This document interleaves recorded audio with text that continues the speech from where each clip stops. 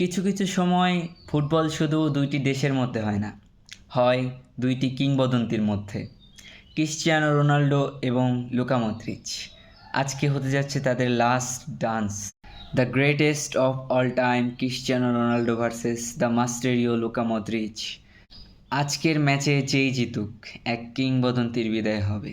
মাদ্রিদের দুই কিংবদন্তি আজ মুখোমুখি হবে একটু পরে। পর্তুগাল বিশ্বকাপের শুরুটা করেছিল DR কঙ্গোর সাথে 1-1 ড্র নিয়ে, এরপর উজবেকিস্তানকে 5-0 হারিয়ে কলম্বিয়ার সাথে 0-0 ড্র করে। আর অন্যদিকে ক্রোয়েশিয়া ইংল্যান্ডের কাছে 4-2 পরাজয় হওয়ার পর পানামা এবং ঘানার সাথে জয়লাভ করে।